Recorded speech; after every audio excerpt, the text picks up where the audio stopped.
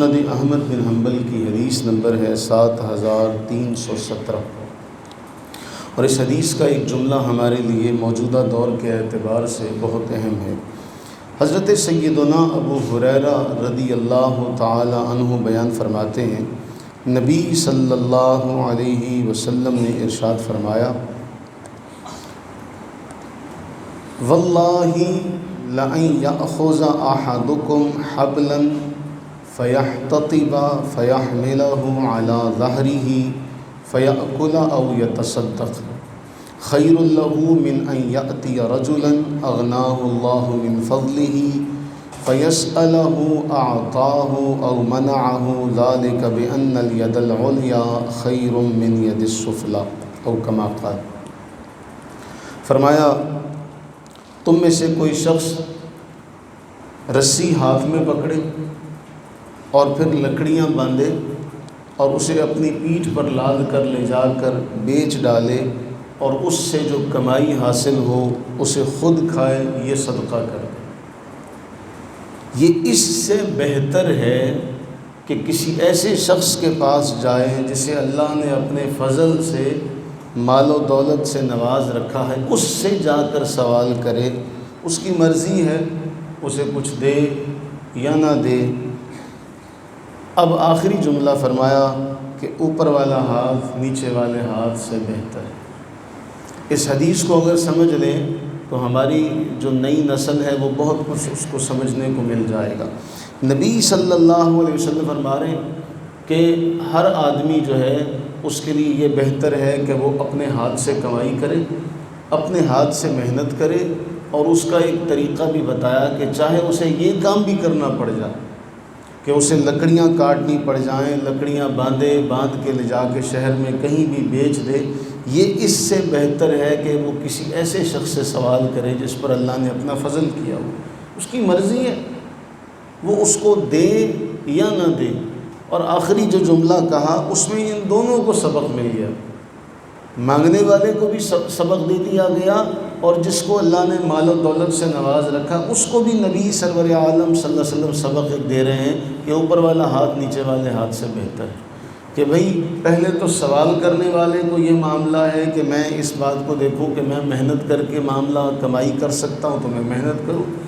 دوسرا جسے اللہ نے مال و دولت سے نواز رکھا ہے وہ یہ دیکھے کہ میرا ہاتھ اوپر والا ہے تو میں اس کے ہاتھ سے بہتر ہوں، اللہ نے مجھے اس کی جگہ پر نہیں رکھا کہ میں مانگنے والوں میں سے نہیں ہوں، اللہ نے مجھے ان میں بنایا کہ میرے پاس کوئی آ کے اپنی ضرورت کا سوال کر رہا ہے تو مجھے اللہ نے جو مقام دیا میں اس کی لاج رکھتے ہوئے اس کے سوال کو پورا کر سکوں۔ ایک بات پھر اس میں بہت اہم ہے، قرآن فرماتا ہے کہ شیطان جو ہے وہ تمہیں امیدوں کے جال میں پھنساتا۔ ہر بندہ جب دنیا میں جب وہ عملی میدان میں قدم رکھتا ہے، آنکھ کھولتا تو اس کے بڑے بڑے خواب ہوتے، ان خوابوں کو پورا کرنے کے لیے نبی صلی اللہ علیہ وسلم کا یہ جملہ کہ رسی لو، لکڑیاں کاٹو، ان کو اپنی پیٹھ پر لا دو، یعنی اگر تم نے خواب دیکھے تو اس کے لیے محنت کرنے کا جذبہ بھی اپنے اندر پیدا کرو۔ ایسے نہیں ہو سکتا کہ بستر سے اٹھو گے تو سب کچھ تمہارے لیے تیار ہوگا۔ ہمارے ہاں سب سے بڑا فقدان اس بات کا ہے کہ ہمارے ادارے، کوئی بھی ادارہ، وہ کوئی بھی کورس کروا رہا ہو، کوئی بھی ڈگری کرا رہا ہو، وہ اتنی شورٹی دیتا ہے کہ جی آپ یہاں سے ادارے سے فارغ ہو کے نکلیں گے تو ہر دروازہ، ہر نوکری کا دروازہ جو ہوگا وہ آپ کے لیے کھلا ہوگا، لیکن وہ یہ سبق نہیں دیتا کہ یہاں سے باہر نکلو گے تو محنت کرنی پڑے گی۔ آپ دیکھ لیں ہر کالج، ہر انسٹیٹیوٹ، وہ جتنے بھی کورسز کروا رہا ہے اس کے تحت وہ یہ لکھا جی آپ کو باعزت روزگار ملے گا۔ بڑے بڑے لوگ جو ہیں وہ بڑی بڑی ڈگریاں حاصل کر کے اس خواب میں کہ بھی ہم پڑھ لکھ گئے تو ہمیں شاید نوکری ہمارے دروازے پر آ کر دستک دے گی، ایسا نہیں ہوتا۔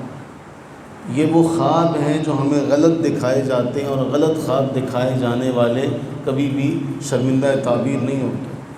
تو ہمیں ان خوابوں سے اپنے بچوں کو دور رکھنا ہے، ہمیں اپنے بچوں کو یہ بات سکھانی ہے کہ خواب دیکھو جس کو تم خود پورا کر سکو۔ کیوں؟ بات ایک شعر میں مکمل کر دی میاں صاحب رحمہ اللہ نے کہ مالی دا کم پانی نونا پر مشکا لاوے۔ پہلے تمہارا کام ہے، مالک دا کم پھل پھل لاؤنا، لاوے یا نہ لاوے۔ انسان اپنی ذمہ داری ہی پوری نہ کرے ہمارے ادارہ اسلامیات ایک بہت بڑا ادارہ ہے، اس کے وہ مالک ہیں، وہ خود واقعہ اپنا بیان کرتے ہیں کہ ایک بار ایسا ہوا کہ بارش ہو رہی تھی، تو میں سوچنے لگ پڑا کہ یار بارش ہو رہی ہے تو کون آئے گا،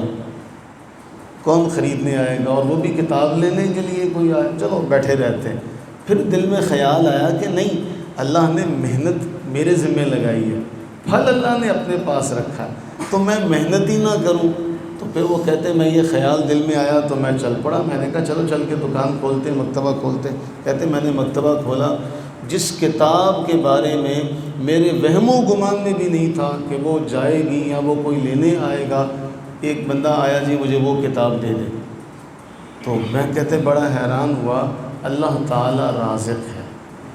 وہ رزاق ہے، لیکن اس کے رزق دینے کا انداز ایسا ہے کہ انسان اس کو دیکھے تو اس کو سمجھنا چاہیے کہ رب تعالی خود تو میرے پاس نہیں آئے گا، اللہ تعالیٰ نے اسباب پیدا کیے ہیں، اور ہمارے ذمہ نبی صلی اللہ علیہ وسلم نے یہ بات رکھی کہ اسباب تمہارے پاس ہیں، اسباب ہیلا تم نے کرنا ہے، اللہ نے اس سبب کو عملی طور پہ قبول کرتے ہوئے اس کا پھل تمہیں دینا ہے۔ لیکن ہماری نئی نسل اس بات سے کوسوں دور ہوتی جا رہی ہے کہ نہیں، ہم نے پڑھ لیا شاید ہم بزنس مین بن گئے، ہم نے پڑھ لیا شاید ہمیں کامیابی حاصل ہوگی۔ تو اس بات کو ذہن نشین کر لیں اچھی طرح سے کہ آپ کو اگر کوئی ڈگری ملتی ہے تو اس کے بعد محنت آپ کے ذمہ، اور جتنے بھی بڑے لوگ ہیں ان سب کے پیچھے محنت ہے، کسی بھی میدان میں کوئی بندہ ہے تو اس کے پیچھے محنت ہے۔ ایسا نہیں ہوگا کہ آپ کو کوئی بندہ ایسا نظر آئے کہ جو بس راتوں رات بلندی پہ پہنچ گیا، اس بات کو یاد رکھنا چاہیے۔ اب اس میں ایک موجودہ دور کے اعتبار سے بہت اہم بات، نبی سرور عالم صلی اللہ علیہ وسلم نے سوال کرنے سے منع کر دیا کہ کسی کو ایسا سوال نہیں کرنا چاہیے، اور اس حوالے سے ہم آج کل ڈرتے ہیں، اور کاروبار ہے ڈر کا کھیل ہے۔ بعض معاملات میں عقیدت کے اعتبار سے ڈرا دیا جاتا ہے،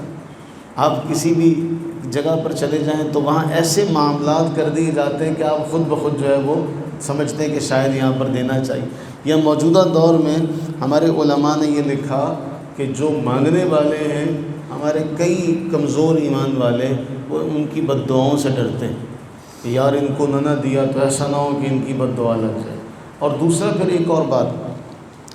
صدقے کے حوالے سے اچھی طرح ذہن نشین کر لیا جائے اور اس کو لوگوں تک پھیلایا جائے کہ بے شک نبی سرور عالم صلی اللہ علیہ وسلم کا یہ فرمان ہے کہ صدقہ بلاؤں کو دور کرتا ہے، بلاؤں کو ٹالتا ہے، لیکن صدقہ ایسا ہونا چاہیے، اس کا قرآن ذکر کر رہا ہے کہ لن تنالوا البر حتی تنفقوا مما تحبون، کہ تم ہرگز نیکی کو پہنچ نہیں سکتے جب تک تم اپنی پسندیدہ چیز نہ خرچ کرو۔ اب ہمارے ہاں کیا ہوتا ہے، کیونکہ ہمارے ذہنوں میں کچھ اور بیٹھا، اب دیکھ لیں جگہ جگہ وہ گوشت لے کے بیٹھے ہوئے بیچنے والے، اور ہم سمجھتے ہیں کہ شاید یہ جو گوشت ہے اس کو دے دیا جائے گا، چیل کبوں کو کھلایا جائے گا تو ہماری بلائیں دور ہو جائیں گی۔ ہمارے ذہن کا ایک قصور ایسا ہے کہ ہمیں سمجھایا ایسے جاتا ہے کہ جی یہ آپ جس مرضی روڈ پہ چلے جائیں، کینال روڈ پہ، سمندری روڈ پہ چلے جائیں، یونیورسٹی روڈ پہ چلے جائیں، اسٹیشن والے روڈ پہ چلے جائیں، تو وہاں وہ چھیچڑے لے کے بیٹھے ہوئے، اور وہ آپ ان کو وہ چھیچڑے لے کے تو آپ صدقہ کریں، تو آپ کیا سمجھتے ہیں کہ انسانوں کے منہ سے نوالا کھینچ کے کوئی یہ سمجھے کہ چیل کبوں کو کھلانے سے میری بلائیں دور ہو جائیں گی؟ تو اس سے بڑا تو بیوقوف کوئی نہیں ہو سکتا۔ اگر ہمیں اللہ نے ذمہ دار بنایا ہے تو ہمیں انسانوں کا ذمہ دار بنایا کہ دیکھو تمہارے ہمسائے میں کوئی بھوکا تو نہیں ہے۔ یہ سوال ہم سے ہوگا کہ میرے ہمسائے میں کوئی بھوکا تو نہیں رہتا؟ کیوں نبی سرور عالم صلی اللہ علیہ وسلم نے فرمایا کہ جب سالن بناؤ تو اس کا شوربہ زیادہ کر لیا کرو۔ تعلیم یہ ملتی نا کہ پڑوسی کو بھی دے دیا کرو تاکہ وہ کہیں بھوکا نہ رہے۔ اگر ہم میں سے جتنے بھی لوگ ہیں اگر اپنے آہستہ اقارب کو، اپنے بہن بھائیوں کو، اپنے رشتہ داروں کو دیکھنا شروع کر دیں گے تو یہ پھر معاملہ ختم ہو جائے گا۔ اور ہمارے ہاں یہ جو پیشہ ور لوگ ہیں، یاد رہے نبی سرور عالم صلی اللہ علیہ وسلم نے فرمایا بندے کی دعا ہمیشہ مقبول ہوتی ہے۔ دو دعائیں ایسی ہیں جن کے بارے نبی سرور عالم صلی اللہ علیہ وسلم ہے، وہ یا اگر گناہ کی دعا مانگے یا رشتہ کاٹنے کی، قطع رحمی کی دعا مانگے، اسے اللہ قبول نہیں کرتا۔ اب وہ جو آپ کو نہ دینے پر آپ یہ سمجھتے ہیں کہ اس کو 10 روپے دے دیے تو اس کی دعا میرے حق میں قبول ہو جائے گی، میری مشکلیں حل ہو جائیں گی، اگر اس نے کہا، اور وہ کیا ہے، آپ اس کو دے دیں تو ٹھیک ہے، نہ دیں تو پھر وہ کہتا ہے ایسے ہاتھ مار کے جو اس کے منہ میں آتا ہے وہ بول کے چلا جاتا ہے۔ اس سے ذہن نشین کریں اس بات کو کہ ہمارے لیے گھر میں ہمارے ماں باپ، ہمارے بہن بھائی، ہمارے اعزاء اقارب، ہمارے رشتہ دار سب سے بہتر ہے کہ اگر ان میں کوئی کمزور ہے تو پہلے اس کی مدد کی جائے، اس کو دیکھا جائے کہ وہ کس سے سوال کرے گا جا کے۔ قرآن فرما رہا ہے لا یسألون الناس الحافا، لوگوں سے لپٹ کر سوال نہیں کرتے، تعرفهم بسیماہم، تم ان کو ان کی پیشانیوں سے جانتے۔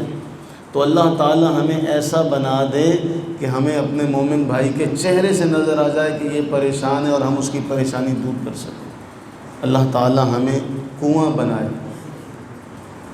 کسی بزرگ نے کہا تھا یوں دعا کیا کرو کہ اللہ تمہیں کنواں بنائے۔ کیوں؟ کنویں سے جتنے مرضی ڈول نکال لیے جائیں وہ سیراب کرتا ہی رہتا ہے۔ تو اللہ تعالیٰ کنواں بنائے جس سے لوگ جتنے مرضی بڑا برتن، جتنا مرضی چھوٹا برتن، جس کی جو ضرورت ہو وہ اپنی ضرورت کے مطابق اپنی حاجات کو پورا کر سکے۔ اللہ تعالیٰ ہم سب پر اپنی رحمتیں برکتیں نازل فرمائے،